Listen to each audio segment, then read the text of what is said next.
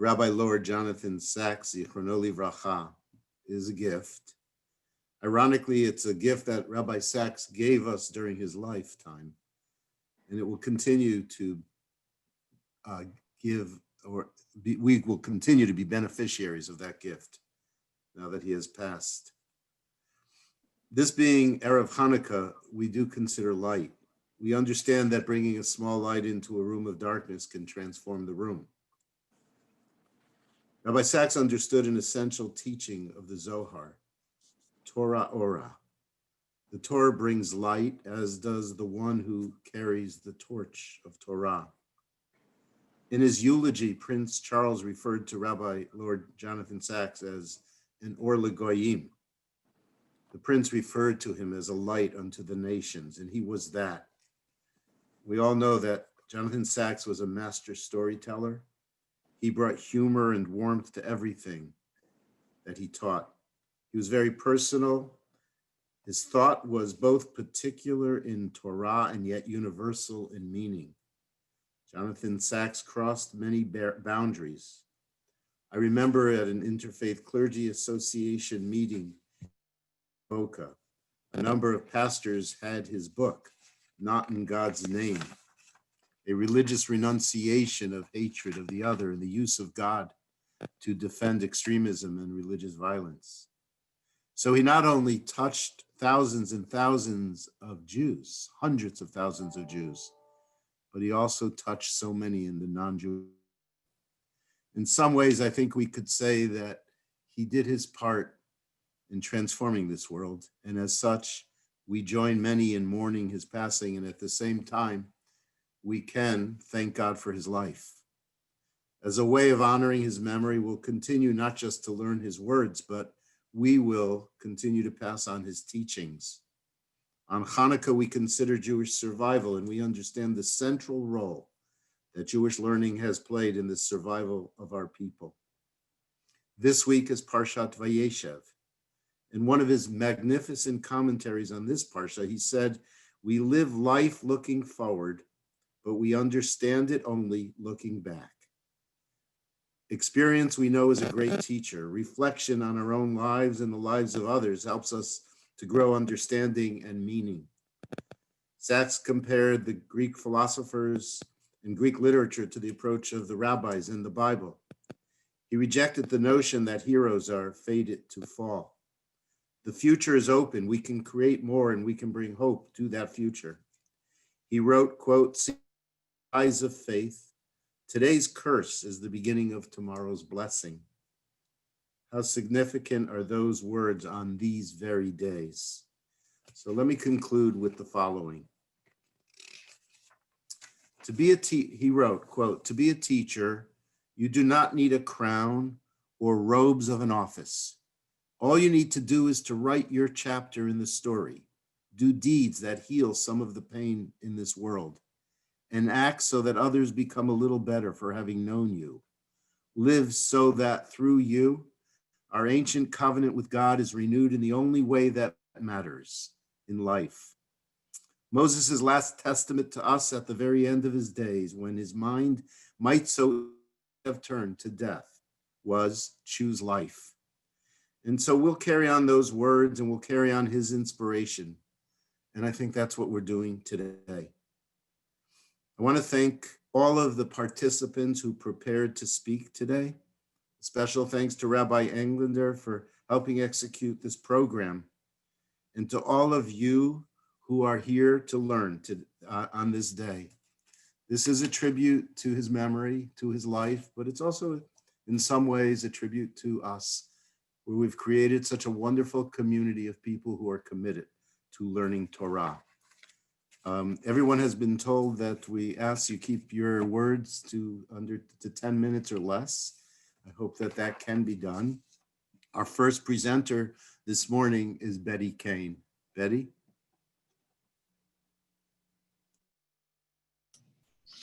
Thank you, Rabbi, and thank you, Rabbi Steinhardt and Rabbi Englander, for inviting me to participate in this memorial for Rabbi Lord Jonathan Sacks, who left this world about a month ago. I I held him in high esteem, and he was an inspiring teacher, and I feel honored to have been asked to participate. Thank you. In thinking of this, my part in this program, I turned my attention to Parashat Vayeshev, as I expected it to be the one coinciding with the last day of the Shloshim, of the 30-day intense period of mourning. And of course, I should have anticipated that our own Rabbi Steinhardt would deliver a sermon last Shabbat on that very same portion, and he did it brilliantly. So I really got myself into a corner here. But I decided to offer in 10 minutes some of the interpretations of Rabbi Stacks and his insight in that portion of the Torah.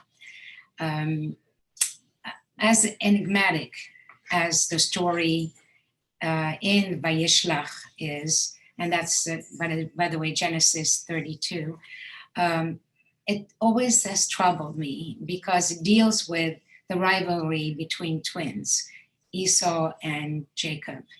And as a twin myself, I find it to be inconceivable and incomprehensible to have envy and jealousy and rivalry. But the Bible seems to be replete with conflict of families. In this particular passage, Jacob returns to Canaan with his wife, with his family, after 20 years of separation, in hope of reconciling with his twin brother Esau. He sends him gifts of flocks, donkeys and rams and goats to appease Esau, and to be sure and to put his family out of jeopardy, he sends them off across the river, and then he prays for his own safety. But then he finds out that actually Esau has gathered 400 men and is coming to meet him. And we're told that Jacob feels frightened and distressed. And Rabbi Stacks interprets the repetition of frightened and distressed in the following way. He said, Jacob is frightened, of course, because he believes he is going to be killed. And he's distressed because he knows he deserves the ire of his brother. Indeed, we know that Jacob had tricked Esau out of his birthright, and he had cheated him out of the paternal blessing by deceiving their father Yitzhak, who was blind, that he was Esau. And fearing retribution, Jacob fled, and the brothers have lived apart for 22 years. So on the news that Esau is coming to kill him, Jacob sends his family, as I said, across the river. He prays, and on his way back, he meets a mysterious figure, a stranger who attacks him, and Jacob wrestles with him through the night until daybreak, and eventually emerges victorious. And the stranger says, "What is your name?" And he said, "My name is Jacob." And he said, "From now on, your name shall no longer be said to be Jacob, but Israel." Jacob, the root of the word is to follow. And of course, Jacob was holding Esau's heel as he was born, and have been jealous of Esau ever since. And Israel means to struggle with God.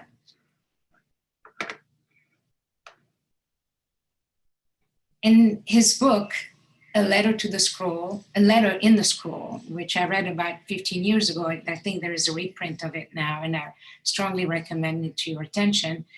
Rabbi Stacks suggests that the encounter Jacob had with this enigmatic stranger is actually a wrestling match with himself.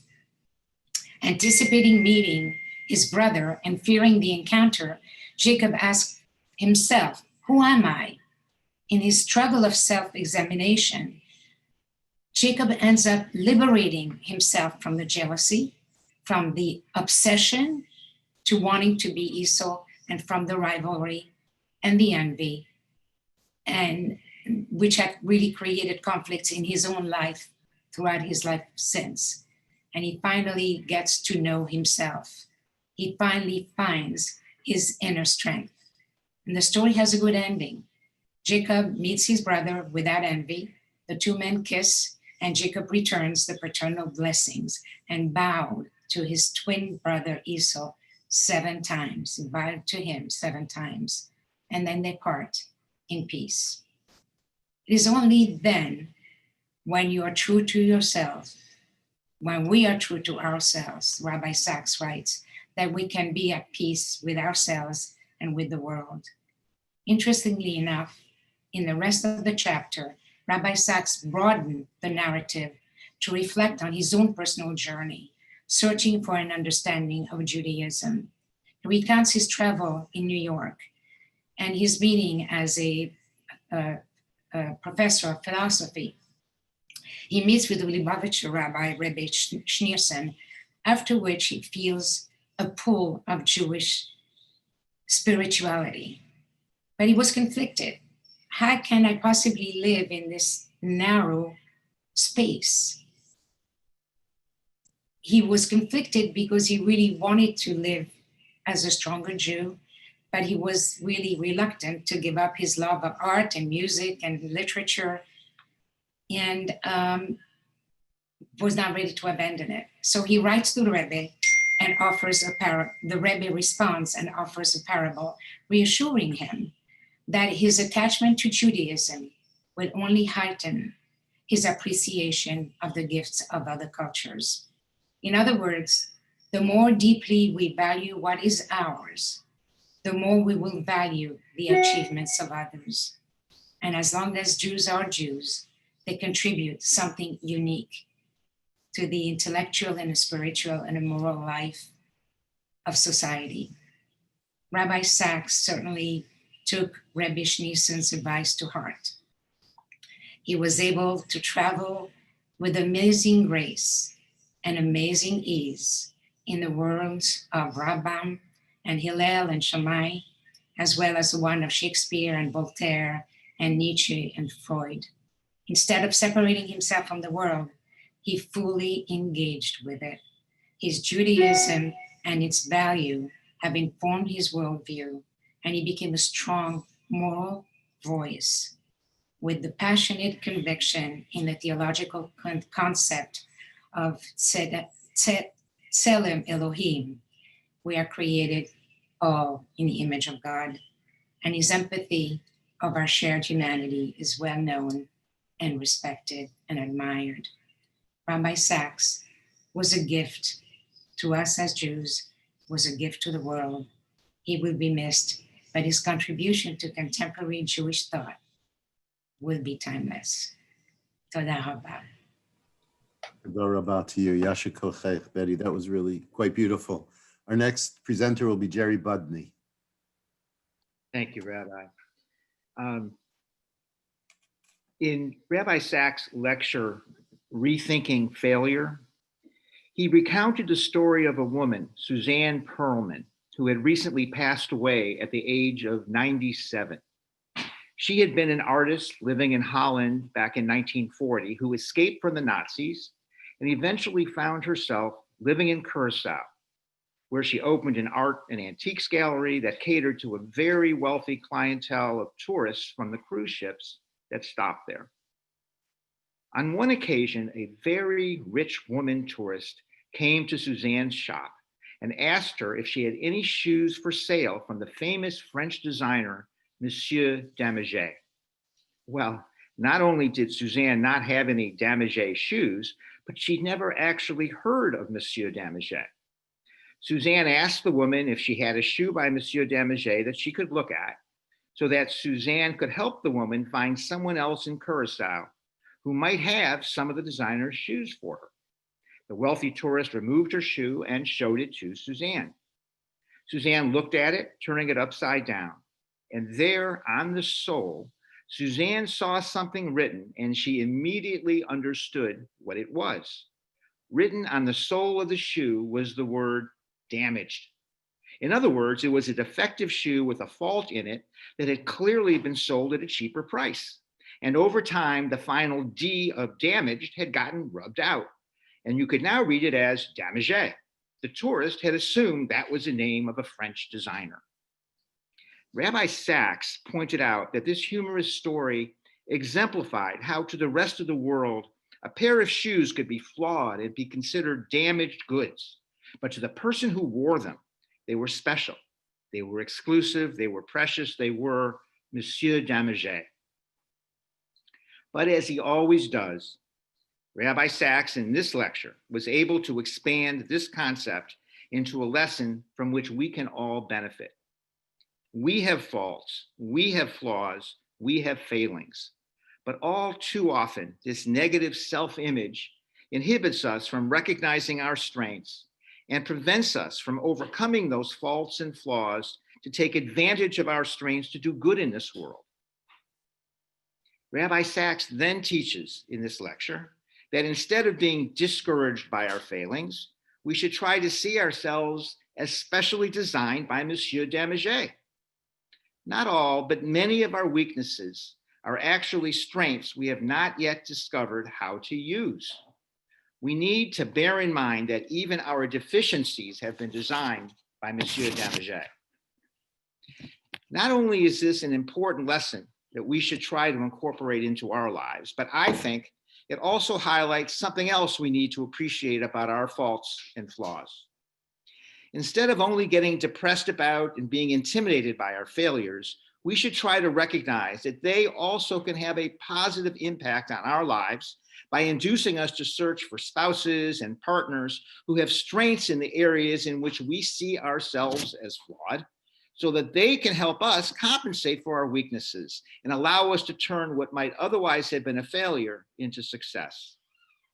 Similarly, I think that our failures in life can lead us to reach out to members of our community who are willing to share with us their strengths, which can help fill in for us the gaps in our skill sets which had led to those failures and enable us to transform them into potential future success stories. Recognition of our weaknesses and flaws should not mire us into repeated failure, but should instead inspire us to identify a means of overcoming those areas of weakness by joining up with others who have strengths in those areas and uniting together with them to create success. Moreover, we need to remember that despite our each having certain flaws and weaknesses in some areas, we also have other areas of strength and ability. We just need to identify those areas and allow ourselves to recognize those strengths in our capabilities. And it is then of at least equal importance for us to offer to share our strengths and abilities with others in our community who may be lacking or damaged in those particular areas, so that together we can transform what might otherwise have been failures into mutual successes for all of us. After all, we are all designed by the same Monsieur Damagé. We should each be proud of that fact, and we should not be embarrassed by whatever flaws may be included within that grand design. Instead, we should recognize our flaws. We should refuse to allow those flaws to lower the goals we set for ourselves in life, and we should identify for ourselves the ways we can overcome our flaws to attain those goals. As Rabbi Stacks wisely tells us at the end of this important lecture, we are each capable of great good. We should never say, I can't do it, I'm not up to it, I'm damaged goods. No, the truth is, we are each the rare and special product of Monsieur Damagé. Dr. Koach, Jerry, and thank you very much. Our next presenter is Sandra Lilianthal, one of our community's favorite teachers. Sandra. Thank you so much, Rabbi Englander and Rabbi Steinhardt, for inviting me to be here and to be participating in this. This has been a very difficult year on many levels for all of us, between COVID and the loss of many important and wonderful names, Jewish leaders, rabbis, educators, etc. And it is very easy for us to question faith, to question God. Where is God? How can God allow this to happen? So I chose for today to share Rabbi Stacks' view on faith. And I will try to share my screen. I hope you have it there, up there. I want to read to you something that Rabbi Stacks always said about faith. For him, faith was a kind of a marriage. This is literally from him. Marriage is a journey across an unknown land with nothing to protect you from the elements except one another. It may not be much, but it is everything. That to me is a really important notion of how we're supposed to be looking at faith. A declaration of marriage does not mean we are man and wife so long as we find each other attractive or compatible, so long as we feel passion for one another, so long as we don't meet someone else more attractive. It means I will be with you, whatever fate brings. I will stay loyal to you. When you need me, I'll be there. When things are tough, I won't walk away. Marriage is a paradigm of faith. In biblical Hebrew, emunah means many things: trust, loyalty, fidelity, strength, firmness, affirmation, caring. All these things have to do not with knowledge, but with a relationship between persons. They are about willingness to make a binding commitment to the conscious presence of uncertainty. Emunah means that I take your hand and you take mine, and we walk together across the unknown country called the future. It is what I call a covenantal relationship. That is our relationship with God, says Rabbi Stacks. For the Hebrew Bible, faith is not primarily what Rudolf Otto called it, the mysterium tremendum, the tremendous mystery, our sense of nothingness in the face of infinity. It is more human and intimate than that. It is the bond of love in the context of the radical indeterminacy of the future. Faith is what happens when God reaches out his hand to us and we respond in love and trust. It does not mean, any more than a marriage does, that there will be no shocks in store, no crisis, no tragedies. It does, however, mean that we will not desert one another. We will have our domestic disagreements, but God will always be there with us, and we will always be there with him. Faith is the ability to face the future, knowing that we are loved, and being loved, find the power to love in return. Faith is a marriage. Marriage is an act of faith. It is neither rational nor irrational. Rather, it is the redemption of loneliness so that we can face the future without fear, not because we are optimists, not because we have blind trust, but because we know that someone will be there with us, giving us support, understanding, and strength. A slender consolation?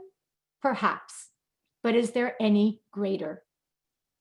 Those are all Rabbi Stacks' words, which I believe are fundamentally important in the world that we are living today. Each and every one of us has to reconnect to that emunah, to that faith, to that memory that we have a relationship with a God that sometimes allows bad things to happen, to a God that perhaps does not have control over who lives and who dies, who does not have control over a virus, but a God that is there to help us walk through these difficult times. The more we work on that faith, the more we are able to understand God and to understand what God wants from us. And therefore, I will share a few other thoughts of Rabbi Stacks when it comes to faith. Faith does not mean certainty. It means the courage to live with uncertainty. I find that fundamentally important. God does not give us the certainty that everything will go well. It means not having the answers, but it means having the courage to ask the questions and not let go of God as he does not let go of us. It means realizing that God creates divine justice, but only we, acting in accord with his word, can create human justice.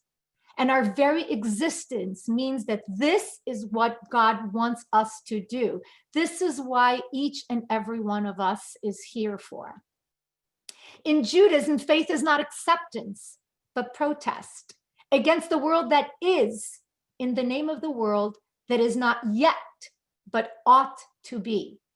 Faith lies not in the answer, but the question. And the greater the human being, the more intense the question. It is precisely those who challenge most strongly who are the great exemplars of faith. For Judaism, faith is cognitive dissonance, the discord between the world that is and the world that ought to be. And every single one of us understands that the world now is not the way God wants it to be. And therefore, if we follow Rabbi Stacks' teachings, we have a lot of work to do. We are God's partners in creating this world. And faith means that I know that this world can be a better place. Faith means that I know that God is holding my hand and saying, I have a job for you. That is why you are there. And I am hoping that you will get your part of the job done. Continues Rabbi Stacks, Jewish faith is not about believing the world to be other than it is. It is not about ignoring the evil, the darkness, and the pain. It is about courage, endurance, and the capacity to hold fast to ideals, even when they are ignored by others. It was as a faith that Jews were born as a people, and it is as a faith that Jews survive as a people. Leave faith out of the Jewish equation, and what is left is a body without a soul. So in Rabbi Stacks' memory, I urge everyone to spend a few minutes thinking on how they can reconnect to God, how they can make their faith stronger, not by saying, God has given me everything that I wanted. God has made this world perfect. In fact, as Rabbi Stacks says, God did not make it perfect. There's darkness and there is evil. Yet every single one of us, as we begin this holiday of Hanukkah, can bring light into this world. Each of us is a candle, and we are here to rekindle that faith with God and a faith in a world that is possible. And to do our part to make that world possible is a testament to us having learned from Rabbi Stacks' teachings. Thank you so much for this opportunity to share Rabbi Stacks with you. Sandra, thank you, and Yasher Kochech. We appreciate the time you put in and your presentation. Ellen Safran. Good morning, everyone, and thank you, Rabbi Steinhardt and Rabbi Englander, for allowing me to participate this morning along with some of my teachers and mentors. I'd like to set the stage for a moment and talk about making a difference. In this challenging time, each one of us is navigating these days as best we can. Since the pandemic began, I have attempted to reach out to friends at least once a day, just to touch base and ask how they're doing. The response I often hear is, well, so far I'm having a productive day. But these two words can be so very subjective. A productive day for one may be eating healthy and working out. A productive day for another might be working from home and not having your computer crash. Or you may feel productive after making your monthly trip to Costco and filling that basket just in case. Others reach out and connect with friends and family that they haven't seen or spoken to in a long time. Clearly, one's definition of productivity is subjectively measured based on your life circumstances and priorities. The idea of there being a universal definition for a productive day seems unrealistic, since its interpretation is clearly so subjective. But Rabbi Lord Jonathan Sacks of blessed memory thought otherwise. He said, any day on which you have done some good to someone has not been wasted. Simple words, but so very profound. Can we shift our mentality to label days when we have done even a little bit of good for someone else as productive? The feeling that we put something good into this world, no matter how small that good was, can be both gratifying and productive. Of course, we have obligations. We have bills to pay, we have deadlines to meet. We have groceries to buy, and we have friends and family to call. But the best thing about doing some good to someone is that we can do it at any time and anywhere. Instead of completing tasks purely for the sake of checking them off our to-do list, we can consciously do some good for someone, knowing that we have affected them in a positive way. According to Rabbi Lord Jonathan Sacks, Zichron Levacha, in his words, that is a productive day. That is a day not wasted. I encourage each one of us to think about making our days productive days. As said, any day on which you have done some good to someone has not been wasted. Thank you.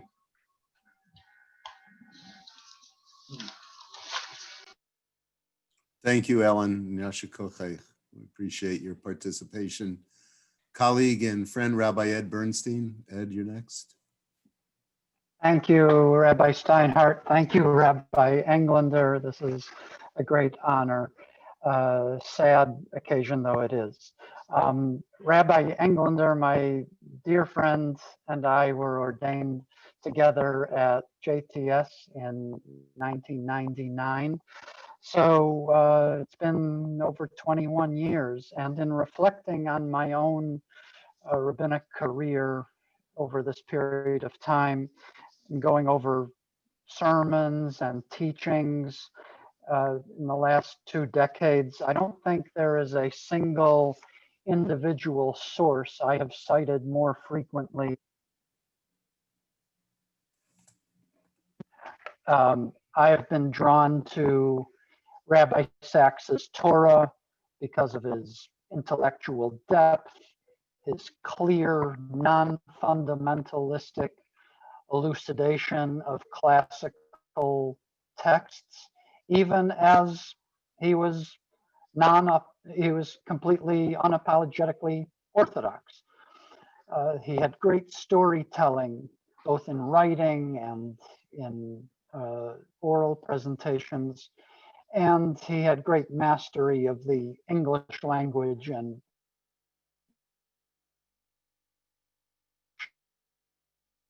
the publication of his or commentaries for Rosh Hashanah, Yom Kippur, Sukkot, Pesach, and Shavuot.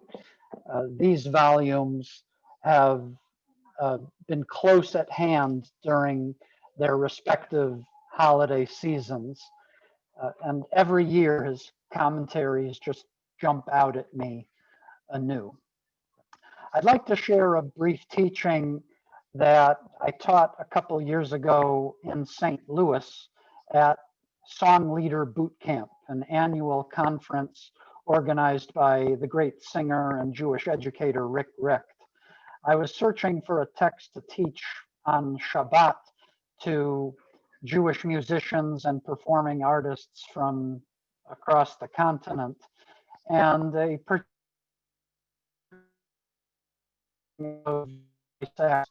jumped out at me. So I'll share it here. And after I'm done, I'll put the link to my Sefaria source sheet in the chat so that you can return to it if you wish. So there's a midrash, and it's rooted in Parashat Ha'azinu, which we read at the end of the Torah cycle, usually right before Sukkot. Ha'azinu hashamayim va'adabera v'tishma ha'aretz imrei fi.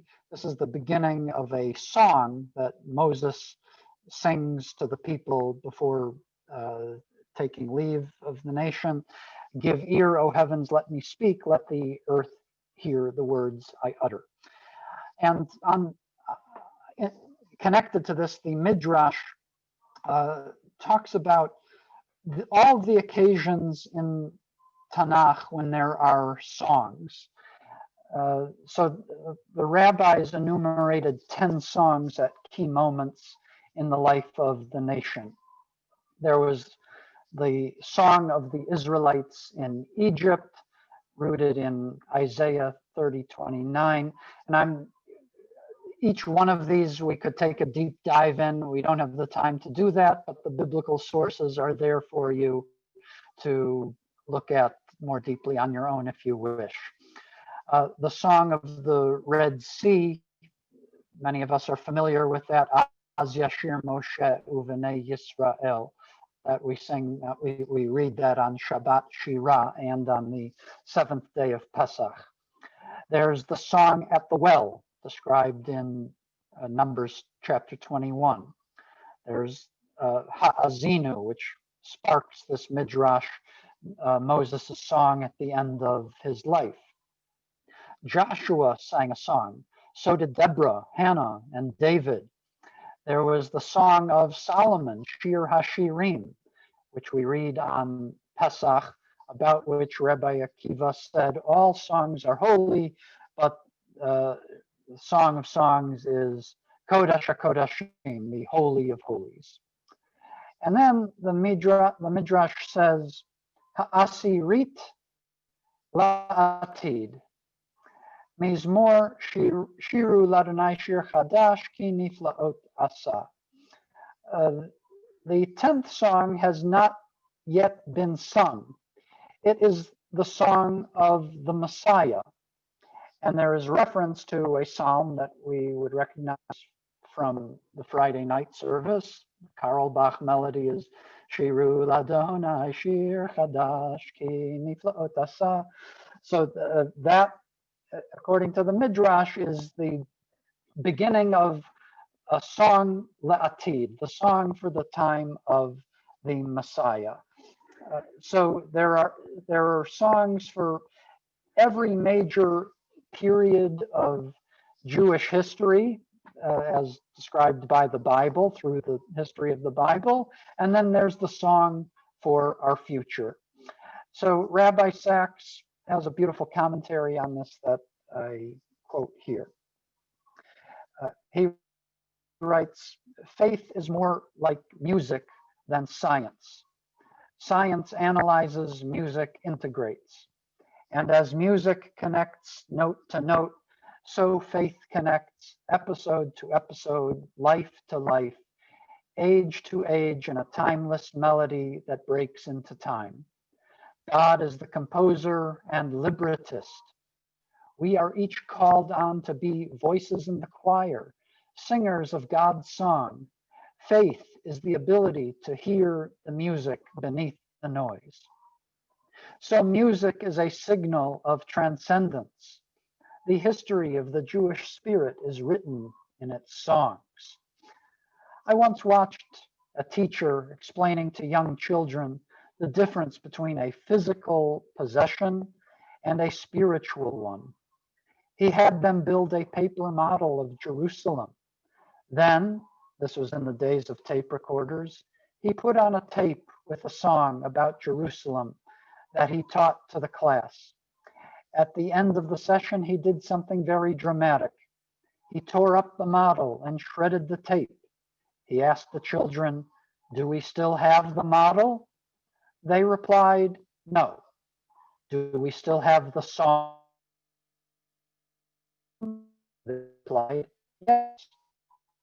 Rav Stacks concludes, we lose physical possessions, but not spiritual ones.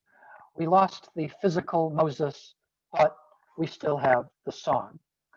So to sum this up, as we reflect on Rabbi Stacks's life and his incredible contribution of his Torah to the Jewish people, he challenges us to ask, what is the song for our times? What is our shir la'atid? How will we draw upon the difficulties that we face now in terms of COVID and our separation, physical separation from one another? How will we make sense of this? How will we express ourselves through music and song? Rabbi Stacks was someone who could go beyond the written words of Torah and draw upon disciplines of music and art and culture and bring Torah to them and bring them into Torah. We have lost in Rabbi Stacks a Gadol Hador, a great teacher of the generation. But thank God we still have his song. May his words, may his Torah bless us and teach us for many years to come. Amen. Thank you, Rabbi Bernstein. Thank you very much. Next presenter will be Rick Schuster.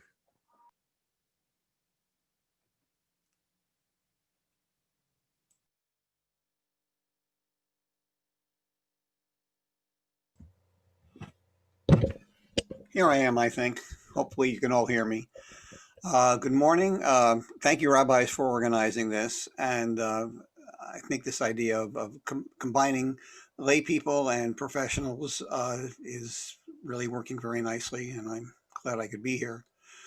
I didn't really realize that the title of my remarks is Answering the Call until when Rabbi showed me the list of what people were talking about. He called it Answering the Call. And I guess that's what it is about. Because I'm dealing with starting with the last weekly message released by Rabbi Stacks during his during his lifetime in his Covenant and Conversation series, and which is part of his cycle on lessons in leadership. It was distributed on November 4th and was a reposting of comments that first appeared in 2014. When I learned of his death, my first reaction was to reread that message. I thought of the aptness of the timing of Answering the Call as its title. Was this a commentary on Vayera, in some way a summation of his values, given the timing? I certainly don't know enough about the full body of his work to reach that conclusion, but for me, this is one of his most powerful statements. Answering the Call explores the failure of responsibility by Adam, Eve, Cain, and Noah. With Abraham came personal responsibility in the moment when a human being challenges God himself for the very first time. Sacks teaches that God wants to be challenged by Abraham because, quote, Abraham had to have the courage to challenge God if his descendants were to challenge human rules. Jews do not accept the world that is. And he answered the question inherent in the title with the simple and clear message that Judaism is God's call to responsibility. The year after Sacks first wrote that commentary, he released his book, Not in God's Name, subtitled Confronting Religious Violence.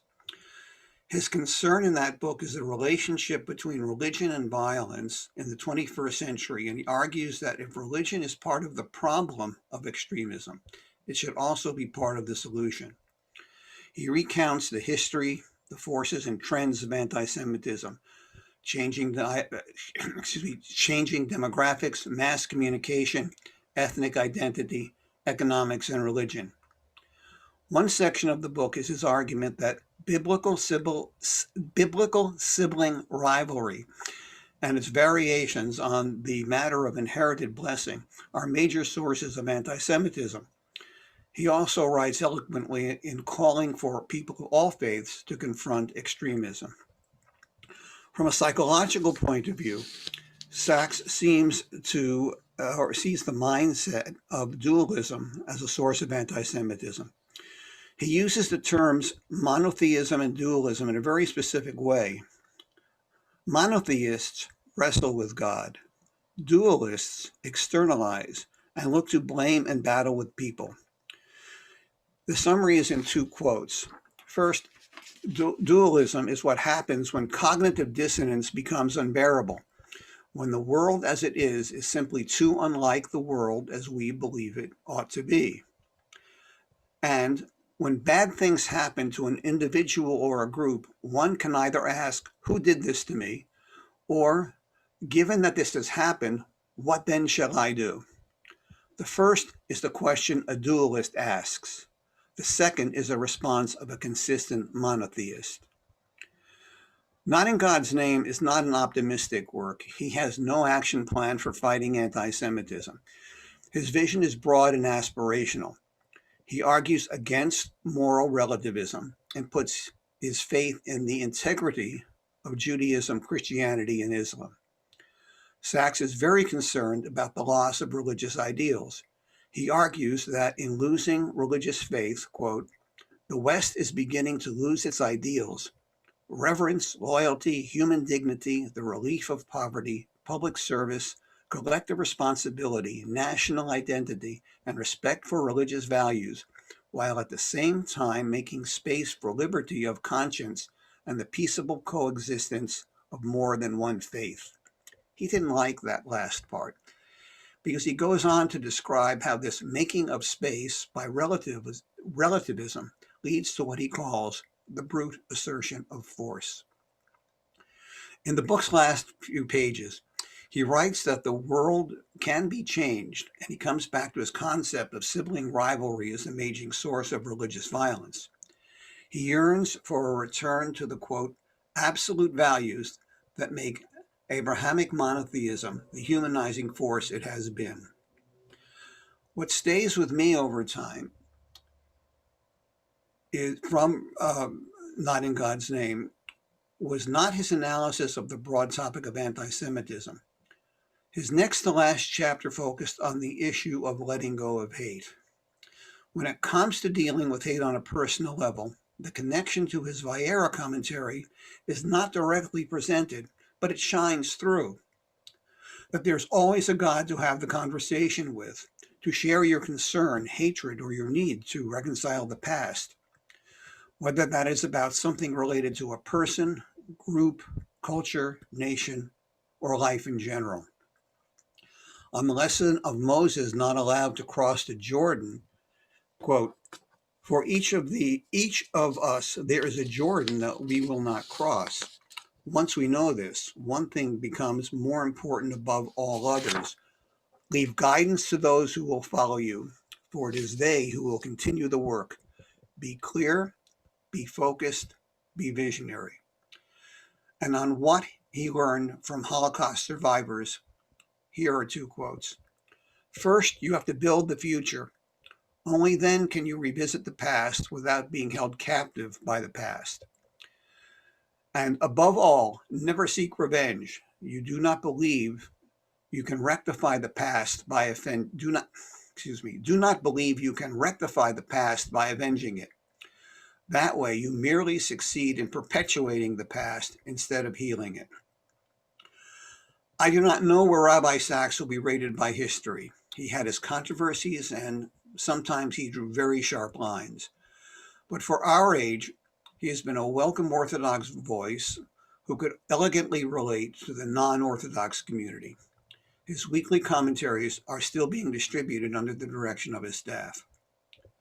Like all good rabbis, he ties the lessons of Torah to the issues of our time, and in his teaching for the week in which he passed away, he reminds us that if we are to answer God's call, we should not avoid conversation with God, but be able to question why things are the way they are, and to find ways to get over blaming the other for how we got there. Because, as Sacks concluded in the third bit of wisdom that he learned from Holocaust survivors, freedom involves letting go of hate, because hate is the abolition of freedom. Thank you. Thanks, Rick. That was really excellent. Our next presenter is our Rabbi Jack Riemer.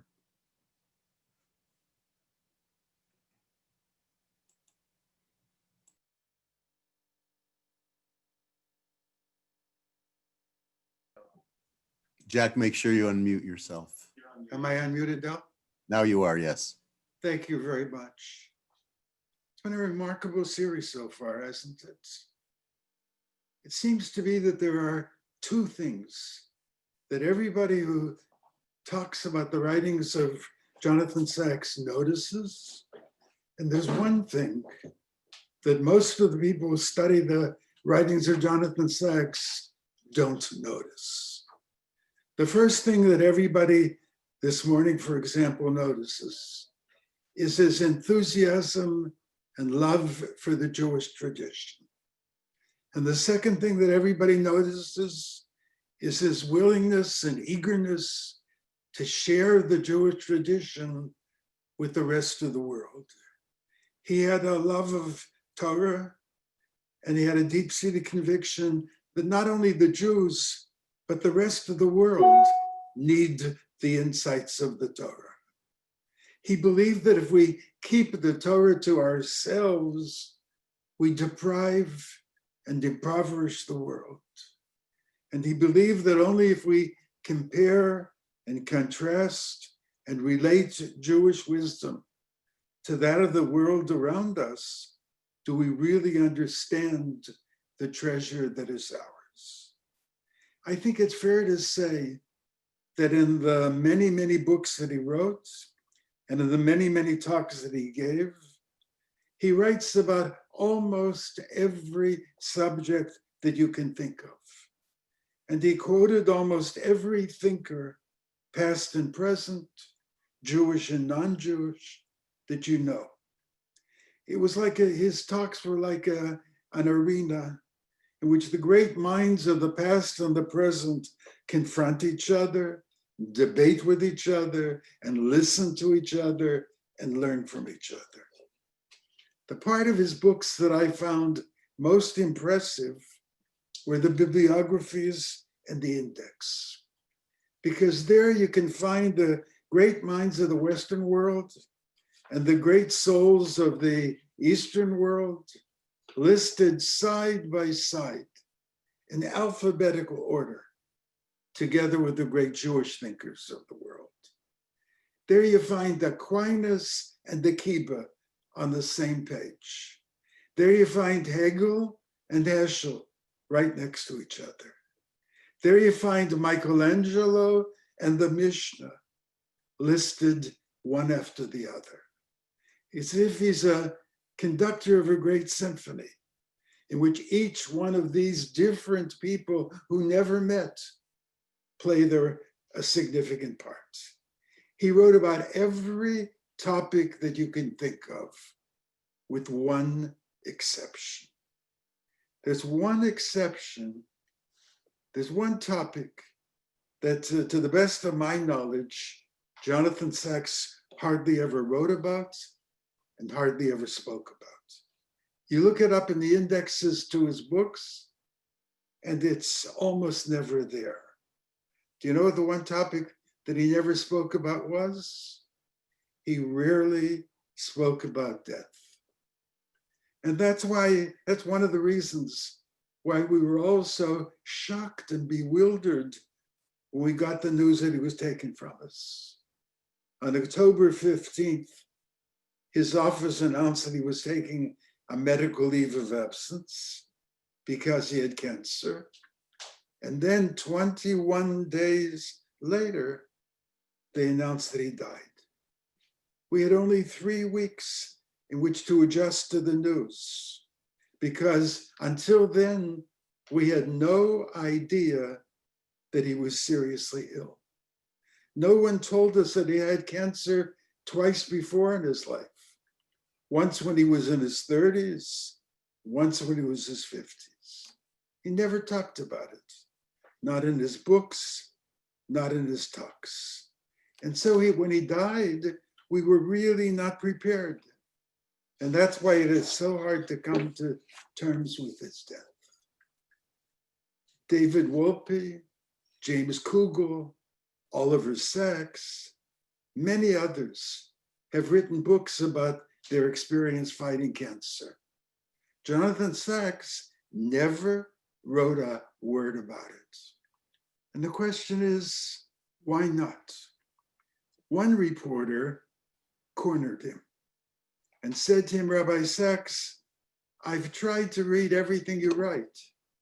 How come you never write about this topic? And Rabbi Stacks thought for a minute, and then he answered. He said, I learned how to deal with death from my father. My father was an ordinary man. He dropped out of public school and Hebrew school when he was only 13 years of age, so he could support his family. And he went through 4 major operations in the last 10 years of his life. And when you go through serious operations in your 80s, they sap your strength. And so I would watch him get weaker and weaker and weaker as the years went on. But my father had a very simple faith. I used to visit him in the hospital and watch him reciting the book of Psalms every single day. And I could see him getting stronger and stronger with every psalm that he said. And it seems to me, although he never talked about it, that his mental attitude was, it's up to you, God. If you feel it's time for me to go, then it's time for me to go. If you feel that I still have work to do in this world, then it's your responsibility to give me my strength back so that I can continue to do your work. And then Rabbi Stacks said, I guess I have adapted my father's attitude. Both times when I got cancer, I said to God, Rabbanu Shalom, it's up to you. If you need me to stay on earth and work for you, I will. And if you feel it's time to join you upstairs, okay. Either way, I put my trust in you. And then Rabbi Stacks said, I never feel the need to talk about this topic. For me, it's enough to say Adon Olam at the end of the Shabbos morning service. And it's enough for me to say Biyado Avkid Ruchi, that I put my spirit into your hand every night before I go to sleep. I don't need to write a book about it. All I have to do is say these words, Biyado Avkid Ruchi. And these words have enabled me to sleep very well at night. And these words are available to any and every Jew. Anybody who owns a siddur can say these words. Nobody needs a book by me to explain how to face death. All you need to have is emunah. All you need to have is faith. And that's how my father lived. And that's how I try to live. That was Jonathan Sacks's answer. If you have emunah, you don't need to philosophize about it. If you don't have emunah, all the philosophizing in the world will do you no good. I offer you these three simple, elementary words of Jonathan Sacks as a source of comfort for each one of us as we confront the loss of our beloved teacher. And I offer these three words to each of us to store up in our memory and to draw upon when the day comes when we will have to confront the loss of our own lives, whenever that day comes. Of him and of us, may it be said the words that we say at the end of Adon Olam. We think it's a jolly melody for kids to sing. It's not. Adon Olam is a way of confronting our lives and confronting our deaths. And it ends with these words, Biyado Avkid Ruchi, Bi'eti Shan Va'ira, V'im Ruchi Giviati, Adonai Li V'lo ira. Into your hand, I commit my spirit when I go to sleep and when I get up. And with my spirit, my body too. The Lord is with me. I need not fear. Thank you. Thanks, Rabbi Riemer. Thanks, Jack. I think that that was really powerful, teaching us not just what he said, but what he didn't say. You opened up a conversation that can go on for a very long time. I also want to commend you on being within the 10 minutes. For a rabbi, that's good work too. So, yeah, Yasher Koach, Jack. E.J. Leeserman.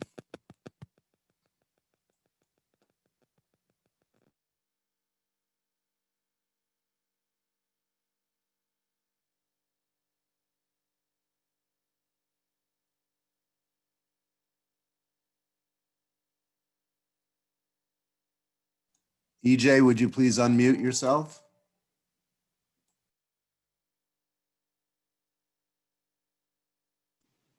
Okay. I want to thank everybody for this privilege. I'll be presenting today from an essay written by Jonathan Sacks. It's an essay that teaches us a profound lesson of the state of the world and is derived from Parashat Vayeshev. After 9/11, when the trauma had subsided, we in America asked ourselves various questions, many of which we could find no answers. And one of the most common questions was, why does Al-Qaeda hate us? Rabbi Stacks makes reference to an author, Lee Harris, who published 2 books. One, Civilization and Its Enemies, and the other is The Suicide of Reason. And he explains that possibly the answer that addresses Al-Qaeda is that we in the West have forgotten the definition and the meaning of an enemy. That we in the West are comprised of liberal Democrats and market economics. And I must say, liberal Democrats in the context of his essay is not in accord with common parlance. I'm a liberal Democrat, it has nothing to do with this. He believed that everybody in the West was a liberal Democrat. And that this produces a certain type of person and a certain type of society with a certain type of personality. And he refers to it as the rational actor. And the rational actor believes that a person's actions and their consequences are all that needs to be considered to come out with a reasonable ending. This person believes that for every problem, there's a solution, and that for every conflict, there's a resolution, and that all that needs to be done is to sit down, negotiate, and do on balance what is best for all. In such a world, there are no enemies. In such a world, the world is made up of other rational actors. But we're told by Rabbi Stacks that an enemy can be someone who is willing to die in order to kill you. And while he may have a reason, it is his reason. And it's not for him to understand us or reason with us, nor is it for us to understand his reason, when his reason is simply based in hate. Why? Why hate? Because we're his enemy. And why are we his enemy? Because he hates us. Rabbi Stacks gives us an example of when Montezuma met Cortez. Montezuma assumed Cortez to be a reasonable, rational person from a reasonable society and a reasonable nation. This mistake cost him his life. And within 2 years, the Aztec civilization ceased to exist, which brings us to Parashat Vayeshev. We all know the history that leads up to the Parsha. We crossed the Red Sea. We had left Pharaoh and Egypt behind. We were now on a path of freedom. At least we thought, until something untoward and unexpected happened to us. We were attacked by Amalek. We know God instructs Moses to tell Joshua to wage war and to defeat Amalek. He was never told to negotiate. He was never told to reason, which Moses was instructed to do with Pharaoh. he was instructed to do battle. And this would not be an ordinary battle, because at the conclusion of victory, the conclusion of the battle, Torah tells us that Moses was told to write this on a scroll as something to be remembered and to make sure that Joshua hears it, because I will blot out the name of Amalek from under heaven. And 2 verses later, Torah says, God will be at war with Amalek for all generations. This is in stark contrast to how Torah addresses Egypt. After all, the Amalekites did war with us one time. On the other hand, Egypt enslaved us for centuries and oppressed us, and even started slow genocide against our newborn males. Given this narrative, one would think that it is Egypt that will be the eternal face of evil. But the opposite turns out to be true. In Deuteronomy, Torah tells us, do not abhor an Egyptian, as you were strangers in his land. And shortly thereafter, Moses again gives us the admonition with respect to the Amalekites. Remember what the Amalekites did to you along the way when you came out from Egypt. When you were weary and worn out, they met you on your journey and attacked all who were lagging behind. And it finishes with the admonition again, you shall blot out the name of Amalek from under heaven. And a 3-word sentence, do not forget. Rabbi Stacks tells us this is an admonition in perpetuity, and it should not be taken lightly. We were commanded to hate Egypt, but to never forget Amalek. And Rabbi Stacks makes reference to the rabbis and a specific analogy given to us in Pirkei Avot. And the story is that when love is based upon a cause, when the cause ends, love ends. But when love is not based upon a cause, it doesn't end. And he uses the same thought process toward hate. When hate is based upon a cause, when the cause ends, the hate ends. But when hate is not based upon a cause and is based simply upon hate, it doesn't end. We had left Egypt. We were gone. We're no longer a threat. We're no longer a threat to aid a foreign invader of other Semites to overtake Egypt again. There was no reason to fear us, and we had no longer a reason to fear them.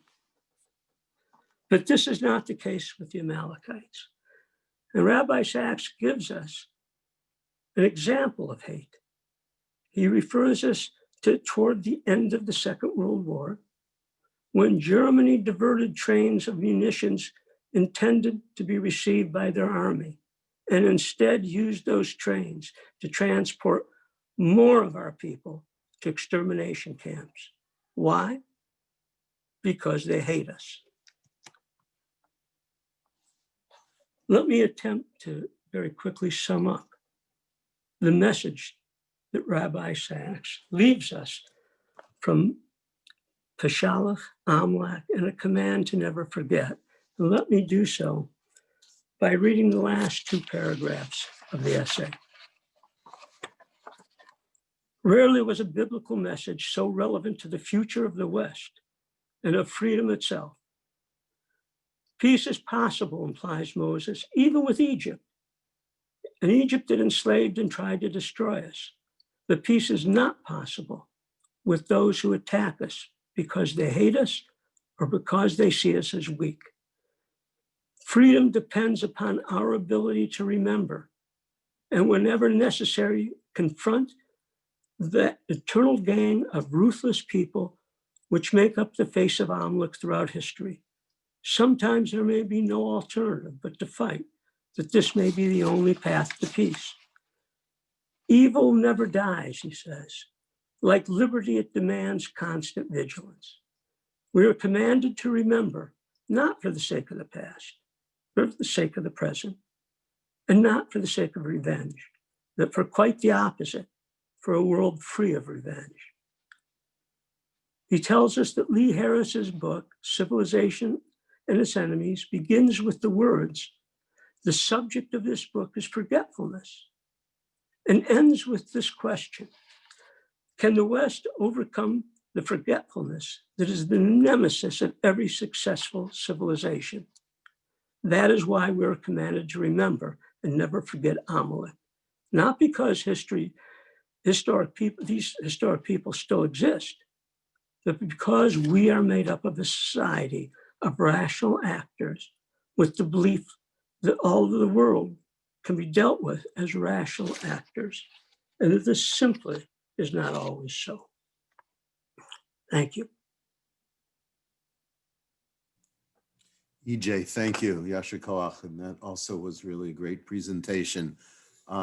We're headed down now to the last few presentations, and I do want to make this comment, and that is everyone has been truly excellent, and I think we've all learned a lot from each other, and I would suggest that in the future we'll have other moments where we should learn together and teach each other. I think this has really been wonderful. Morley Goldberg, Morley, you there? Unmute yourself, okay? Good morning. Or good afternoon now, I guess. Thank you, Rabbi Englander, and thank you, Rabbi Steinhardt. And you took the words out of my mouth, Rabbi Steinhardt. I've been so inspired by the messaging and the learning from our participants this morning. It's very much in the spirit of Rabbi Stacks. In preparing for our weekly Shabbat Torah study, I rely heavily on the works of insight, wisdom, and moral meaning expressed by several of our best modern Torah commentators. These include my friend and teacher, Abraham Frater, Zichrono Livracha, Nechama Leibowitz, Ismar Schorsch, Reuben Kimmelman, Donald Hartman, Aviva Zornberg, and Bradley Artson. Jonathan Sacks, whom I never met and only heard in person one time, is singly the most influential. Hardly a week goes by when I have not read his Parsha commentary, often using it in our Shabbat Torah study, for its meaningful moral lesson. Each of his commentaries is scholarly, erudite, and always delivers a relevant moral message. And they are crafted with phenomenal mastery of the English language into pieces of elegant thought and beauty. I want to share the screen with you. And let me just bring it up.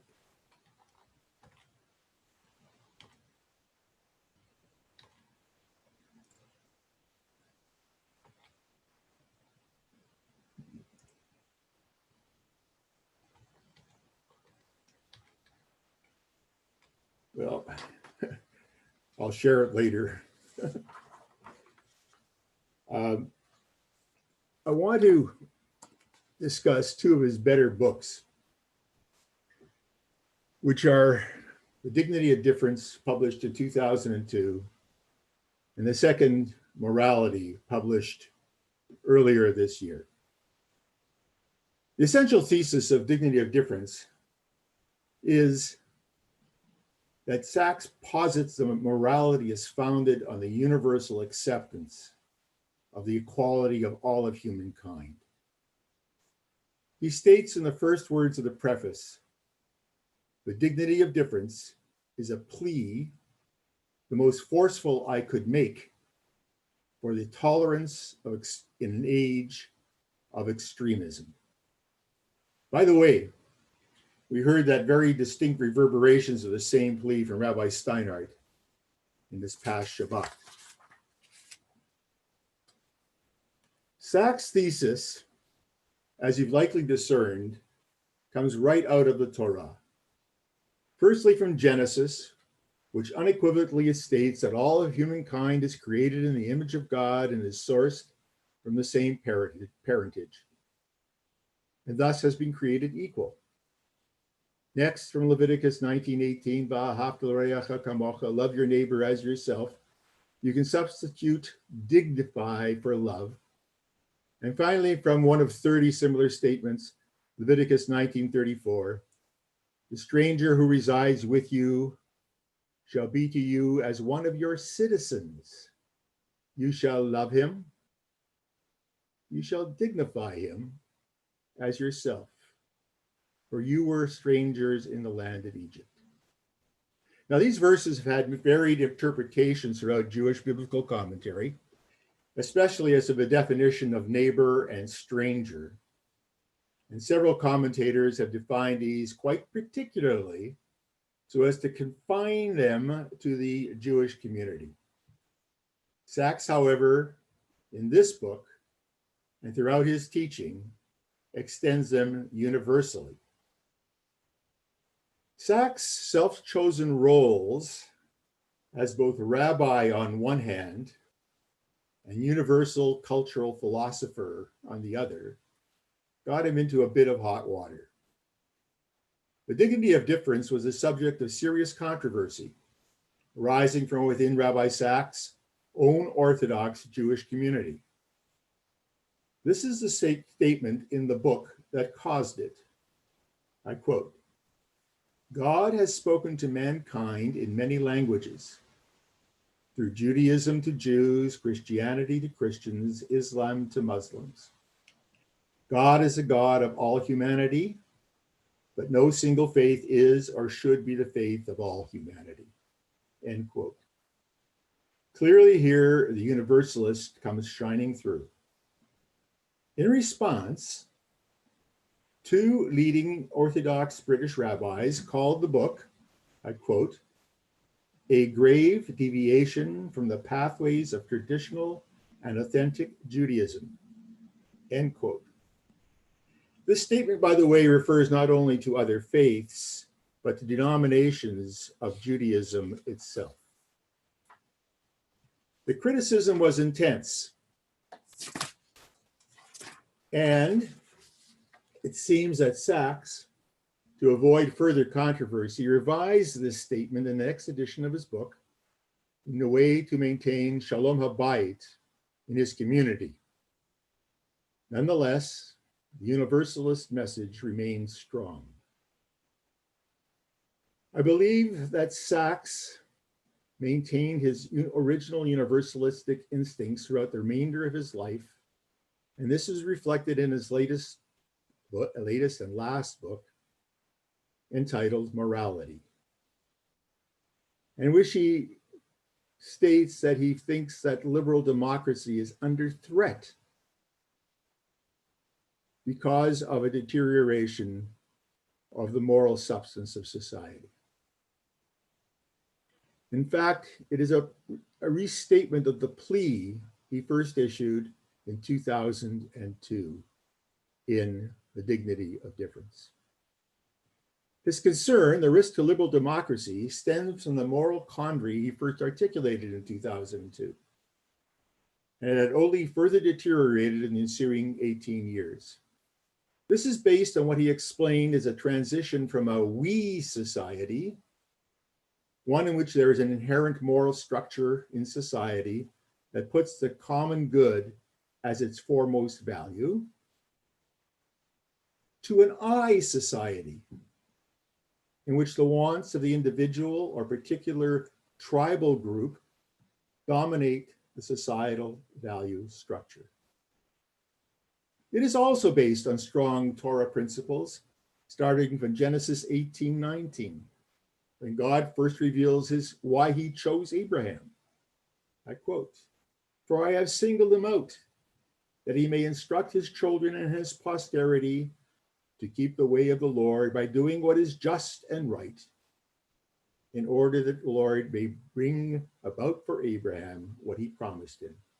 La'asot tzedakah u'mishpat, to do the just and the right.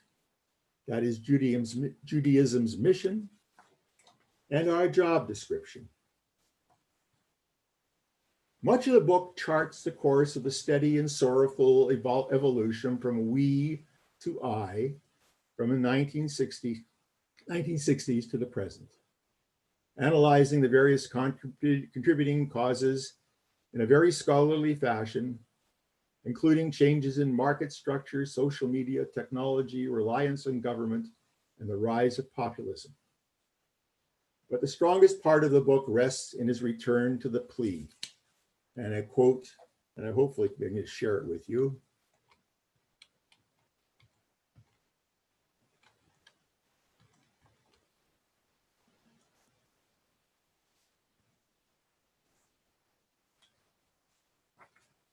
Love your neighbor, love the stranger, hear the cry of the otherwise unheard, liberate the poor from their poverty, care for the dignity of all. Let those who have more than they need share their blessings with those who have less. Feed the hungry, house the homeless, and heal the sick in body and mind. Fight injustice, whoever it is done by and whoever it is done against. And do these things because, being human, we are bound by a covenant of human solidarity. Whatever our color or culture, class or creed, these are moral principles, not economic or political ones. They have to do with conscience, not wealth or power. But without them, freedom will not survive. The free market and liberal democratic state together will not save liberty, because liberty can never be built by self-interest alone. I-based societies all eventually die. Other-based societies survive. Morality is not an option. It is an essential. In the epilogue, reflecting on our current pandemic circumstances, Sacks concludes, we can work to rebuild our societies in the way they were, or we can use this rare moment to enhance the structures of our togetherness that has been weakened by too much pursuit of self. The choice is ours, the time is now. Echoes of dignity and difference, and a powerful cri de coeur to all of us, from a remarkable man whose life ended too soon. May his memory be for a blessing. Yasher Koach, Morley, that was beautiful. Your own passion for learning and your compassion for life comes through, and I thank you. The next presentation is actually three people who have formed a chavurah after when the pandemic began and a Parshat HaShavua class was no longer able to meet. The fact that chavurot have spun off of many of our learning opportunities has really been a wonderful reflection of the people in our congregation. So I call upon Meredith Rubenzal, Max Hepner, and Murray Blinn. Meredith. Okay. Well, I just want to make clear to start off that I am simply a mouthpiece, that everything I am saying, we have collaborated on, put together, and I just simply was the one that was somehow or other given the honor of presenting, even though I laugh at this because I look at Murray and Amichai and they are both more learned, whether it be life or Judaic studies, than I am, and somehow or other I would be the one presenting. And it's kind of intimidating as well, having listened to everybody, because I feel like it's been incredible. What a wonderful learning opportunity for me. And I feel like I guess it's flustered because I've just got so much running through my head because I just learned all of this. And I'm thinking, I'm staring into my iPad in this I generation and I culture that we just talked about, yet my iPad is my eye to everybody else right now. So it's such a contrast that I find even that is getting my wheels spinning. I feel like I'm going from talk to talk. But anyway, I know that our Zoom stamina is like running out here, well aware. And just so you know, the three of us are still 10 minutes, even though there's three of us, so don't panic. Well, first of all, I wanted to start by thanking the rabbis for giving us a channel to really express our sadness and mourning, because it was just such an odd feeling with the passing of Rabbi Stacks, because this was somebody who truly has been such an influential part of my world before I got to Florida and here, and just ever since he entered my life. Yet at the same time, I didn't know him, I'd never met him, and it's almost like I didn't know what to do with the emotion. So this really, really was an important piece of kind of my coming to terms, being able to reflect, really having a way to express my own sadness and mourning. So just to tell you a little bit about how I got into Rabbi Stacks, it really started so randomly in New York. I would say I am like the most lay of the lay people probably in this group, if that is possible. But literally, I happened upon this book. This is I have the one I had I'm one who always has the pen and has all the little notes on the side. And I didn't even know half the characters at that time. And it's very funny to look at now, but that was really the beginning of my study of Torah. And I kind of was introduced to it. You move to New York and suddenly, I don't know, like there are Jews of all shapes and sorts, and I had to kind of figure out where the heck I fit into that whole, the whole sort of graphing and whatnot. But anyway, so I started reading, found it so engaging, and I felt like what was amazing to me is that here was an Orthodox Jewish rabbi that addressed, it wasn't even just his way of expressing these universalist ideas to the world, but here he was able to speak to all these different Jews that, everybody who's running around the Upper West Side in New York, somehow or other, Rabbi Stacks spoke to all of us. And if I told you, whether it be all the Jewish day schools, I've never met so many. I grew up in a small New England town. We were all just Jewish. So this was completely foreign to see so many different kinds, yet we all related. It was something that if you had talked about, you sounded like you knew something. If you mentioned Rabbi Stacks' Parsha commentary in Kosher Marketplace on a Friday afternoon. So this was my way kind of being able to engage in the study. And it was something that appealed to me rather than services, because I didn't even know enough, if that makes sense. I didn't know enough to have services have that kind of meaning. That reading a Torah portion about how Rabbi Stacks could make these messages about these different individuals who are so flawed and have them sort of help me develop my own ethical code was something that the prayers were foreign. I didn't know them, it was different. So I first got to know Rabbi Stacks really through his writings. Then I moved down to Florida a couple of years ago. I didn't know anybody. I went to services for the high holidays, happened upon this Torah class at 4 o'clock in the afternoon with Rabbi Steinhardt. And it just seemed like, a match. So I started in the Torah class and loved it and went every week. And then every once in a while we would discuss Rabbi Stacks. And that's kind of how I got to know Murray and Amichai.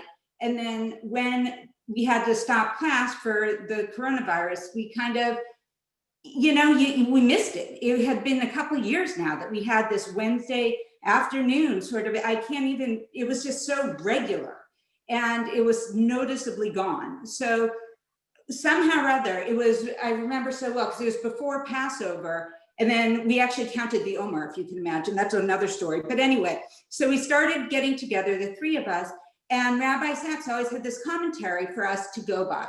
So even though we may not know where the discussion was going to go, we always had a blueprint, and then we would go from there. Then when Rabbi Stacks got sick, we were all very much aware, because he really almost was, if you want to call him the leader at that point, we no longer had Rabbi Steinhardt. So it's the three of us, and this was where we went. So, it's funny, that Wednesday when we're getting together, reading Chaye Sarah, and interestingly enough, he did sort of speak about death a little bit, though I know that's not usually his theme, but when discussing Chaye Sarah, he talked about the differences. He talks about Noah, who struggled after the flood, and in terms of how he lived his life, he sort of never was able to develop himself. And when he died, we have this image of him naked and in a cave and drunk. And sort of that's our final image. And that's what Rabbi Stacks points out. And then we move to Abraham. He compares it to how Abraham suffers the binding of Isaac and the loss of Sarah in this small period of time. And he mourns and takes a proper mourning period, but then he continues.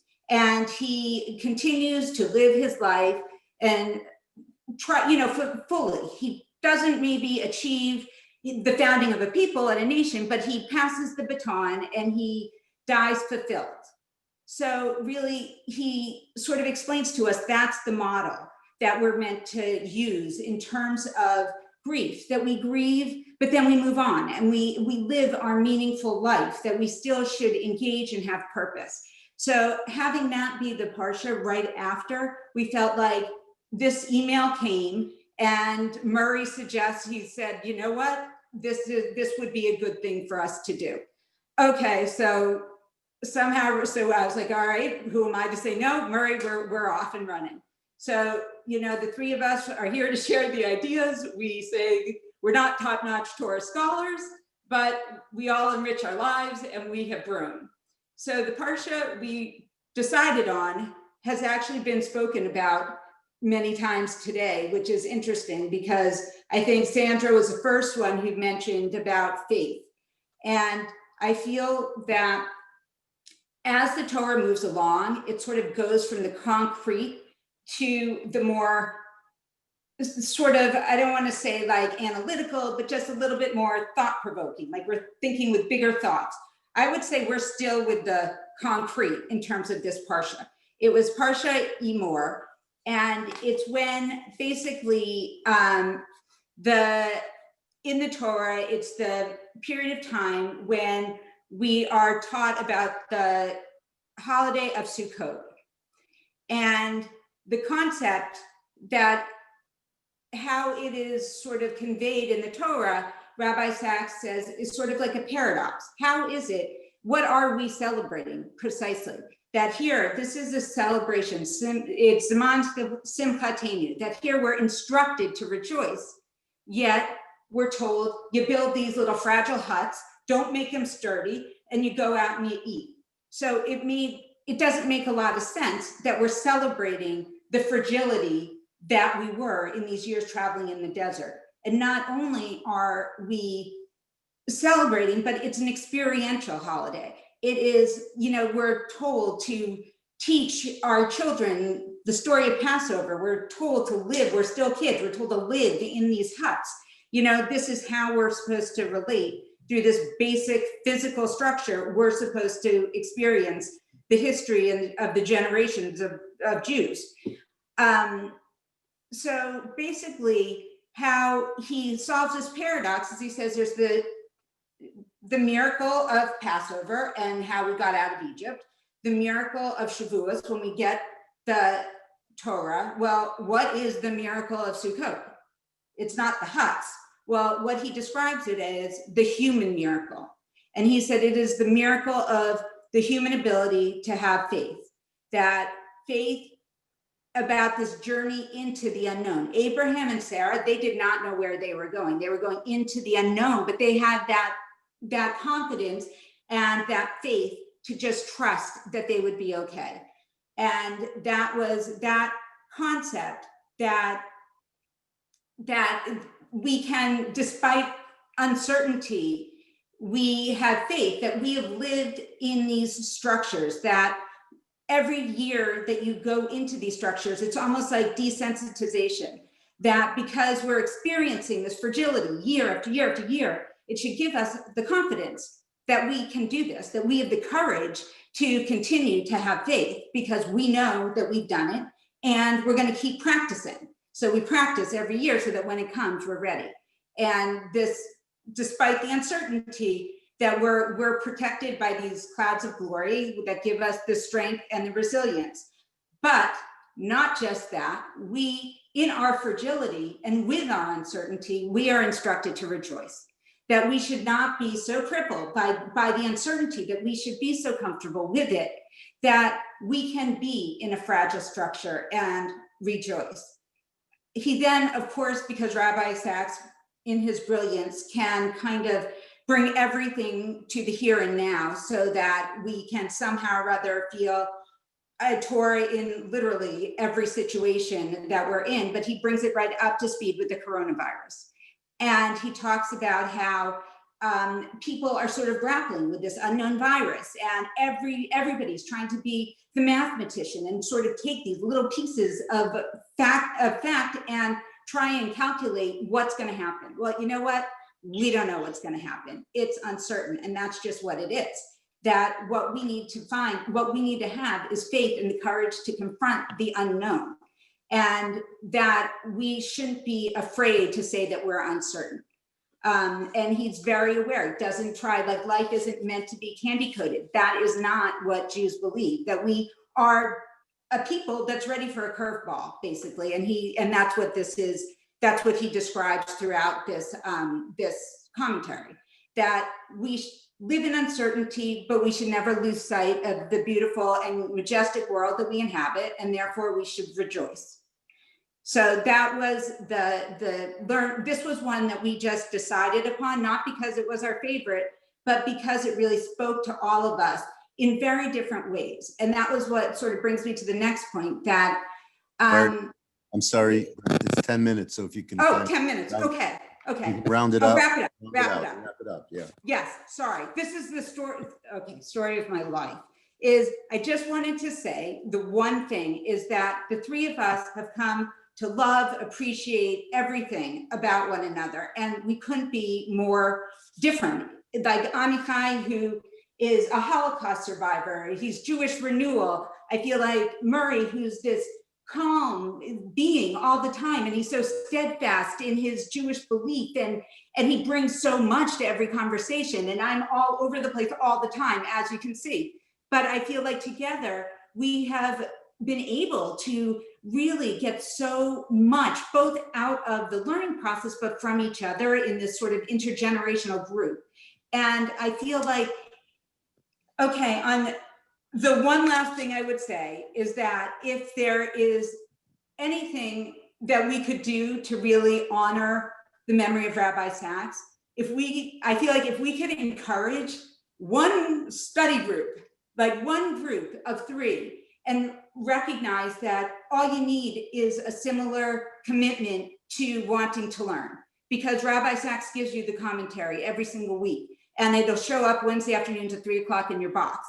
So I feel like that is really what I want to pass along, was how great, and I'm almost in some crazy way grateful for our Corona hiatus, for giving me the opportunity to really pursue a chavruta that I have never in my life, I didn't even know the word. So there you go. Thank you. Thanks, Meredith. And your passion is appreciated greatly. Okay, are the other people in your chavruta saying a few words, or you spoke for all three? Well, it varied on the day. So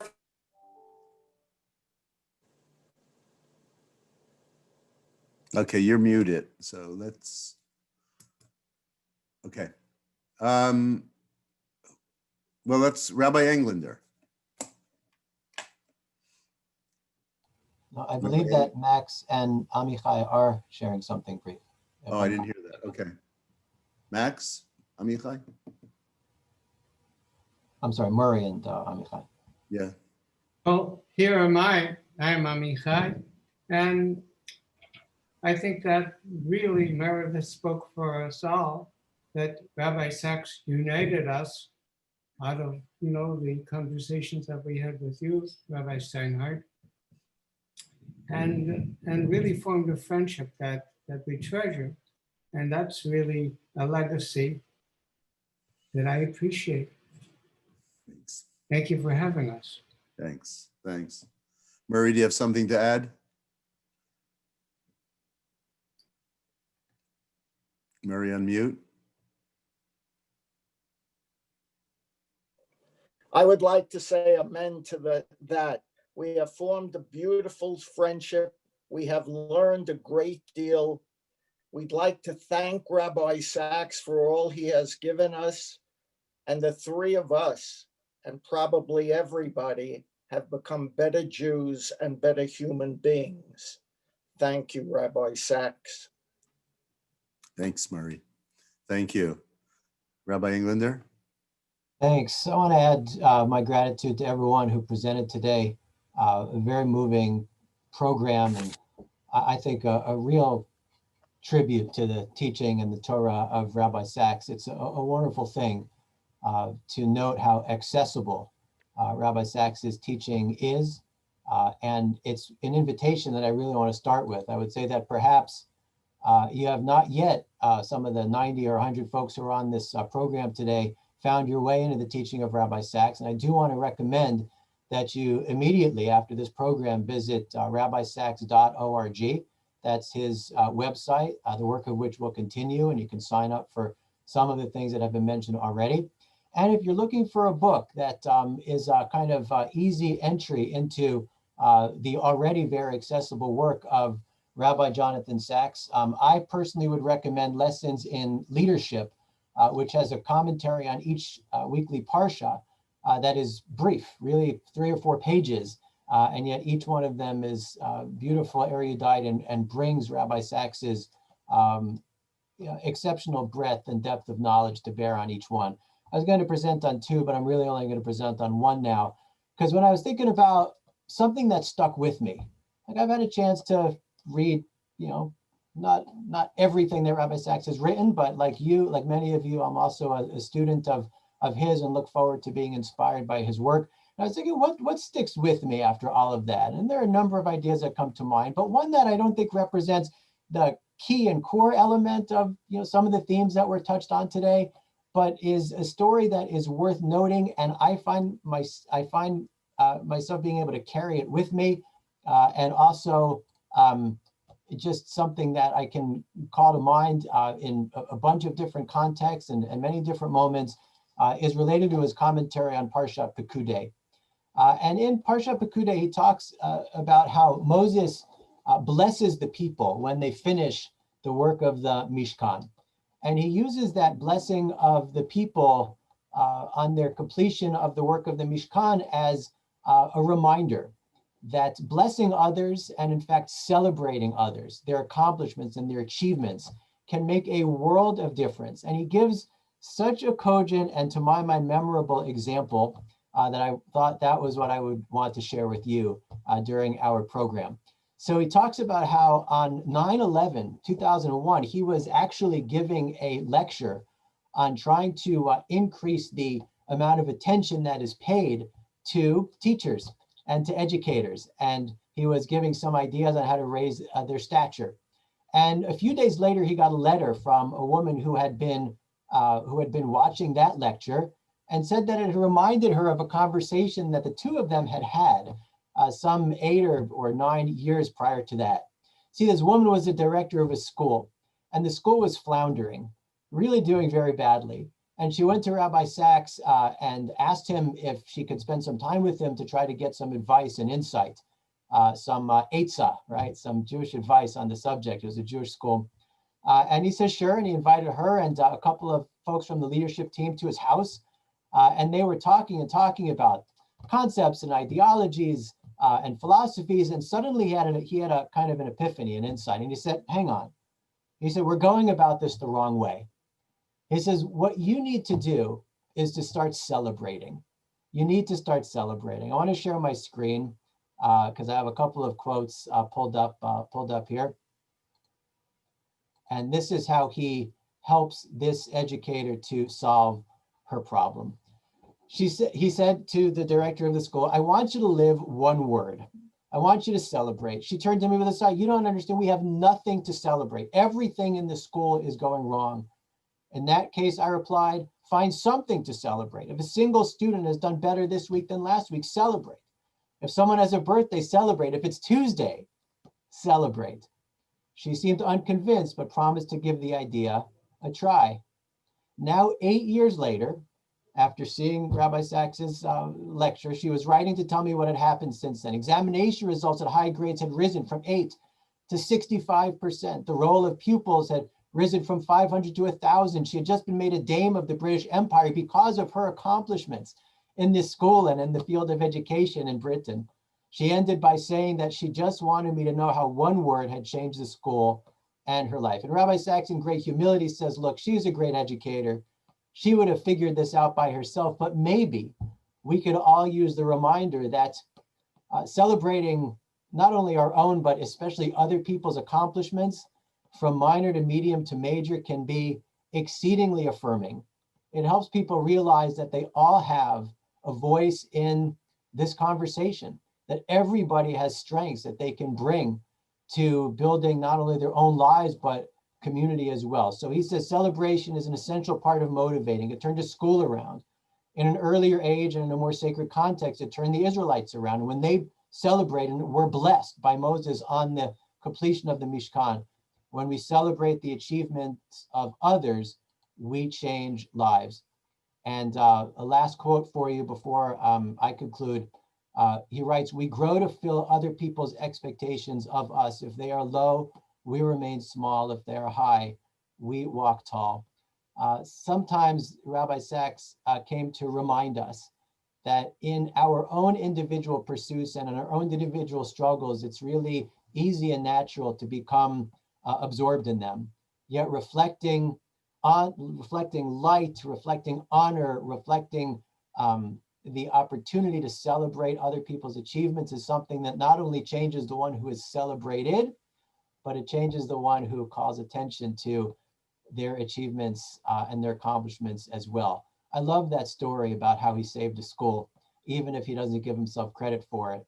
And it's something that we can bring into our lives, especially during some of these more difficult times. I have a couple of videos to share with anybody who is willing to stay on here, and I hope that you are. They were shared as part of the official Shloshim observance, which you can also see on rabbisacks.org. They're very short. If you saw them already, that's great, because we could watch these again and again and never tire of them. So there are two that are very brief, I think not even a minute, if I recall correctly. So here is the first one. These are not of tributes to Rabbi Stacks, but these are of Rabbi Stacks himself. And I thought and hope it is an appropriate way to head toward the conclusion of our program. Here's the first one. Oh, wait. Just a moment, please.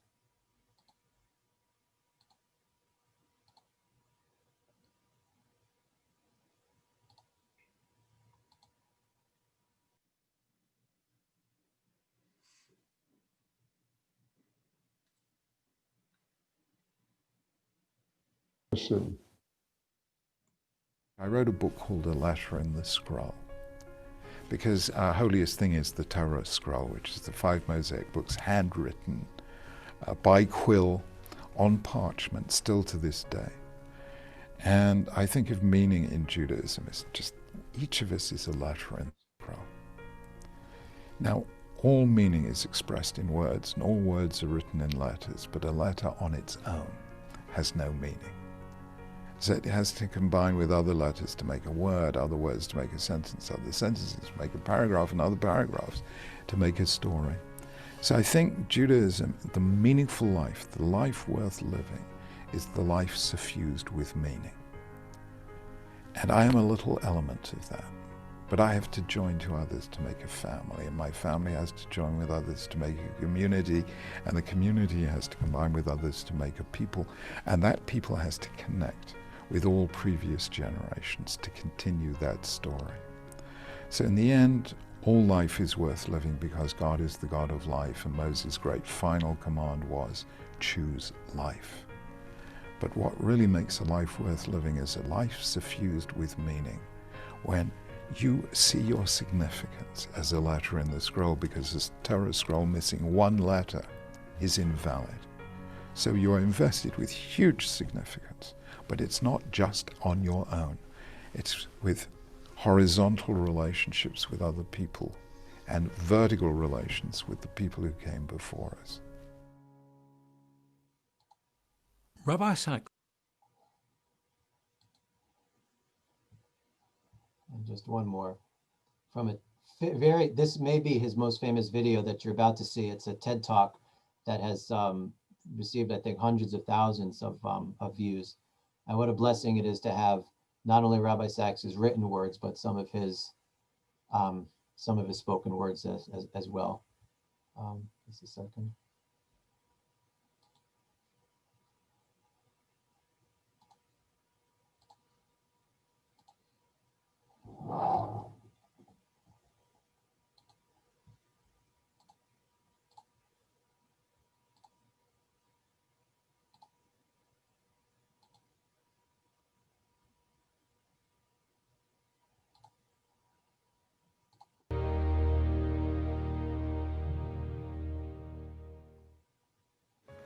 Do you know something?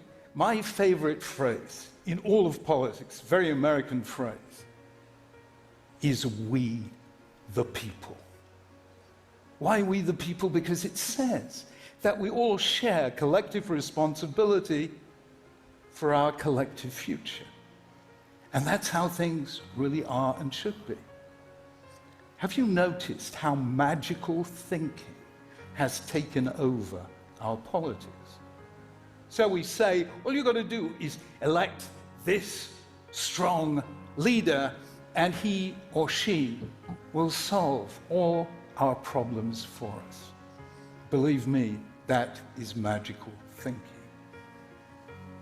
And then we get the extremes, the far right, the far left, the extreme religious and the extreme anti-religious, the far right dreaming of a golden age that never was, the far left dreaming of a utopia that never will be, and the religious and anti-religious equally convinced that all it takes is God or the absence of God to save us from ourselves.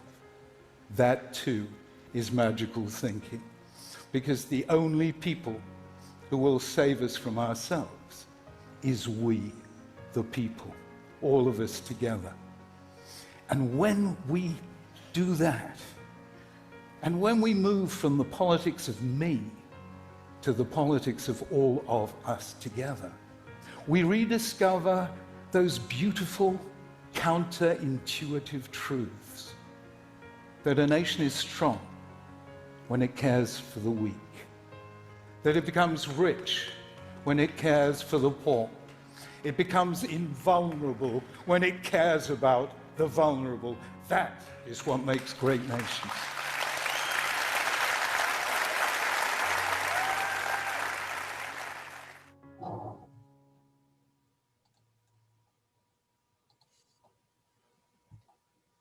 Yehi Zichro Baruch. Rabbi Stacks' memory will always be for a blessing. Thanks. So we all know that when someone dies, we say the Kaddish prayer. And when we finish the study of Torah, we also praise God with Kaddish. But we do a special Kaddish called Kaddish D'Rabbanan, which is a prayer for the well-being of teachers and students of Torah, whose learning enhances this world. If we unmute everyone and you can say Amen in the appropriate places, we'll conclude now with Kaddish D'Rabbanan. Yitkadal v'yitkadosh b'nei Rabba, Yalma divra kirutei v'yamlich malchutei, v'chayechon v'yamechon v'chayei dechol Beit Yisrael, v'galav v'zman kariv v'yimru Amen. Amen. Yehi Shmei Rabba Mevarach Le'olam Me'amaya. Yitbarach v'yishtabach v'yitar v'yitrumam v'yitnaseh. V'yitadar v'yitaleh v'yitalal shemei dekudsha. V'eva min kol birchata v'shirata, tush b'chata v'nechamata, damiran bi'alma v'yimur. Amen. Al Yisrael v'al Rabbanan v'al Tamidehom. V'al kol Tamidei Tamidehom. V'al kol man diaskin b'araita di v'atra hadei kol atar v'atar. Yehei lahon lachon shlomo rabba. Ina v'chista v'rachami. V'chayin arichim. V'kana mikadam avahon v'shmaya. Yehei shlomo rabba. V'chayim aleinu v'al kol Yisrael v'yimaru. Amen. Amen. Ses shalom b'rama. V'rachamav Shalom. Aleinu V'al kol Yisrael. Yimaru. Amen. Amen. Arayim Tovim, Yashikochechem, to everyone who participated, and thank you to all of you for your time today. Very nice. Thank you. Thank you. Thank you. Thank you, everybody. Thank you.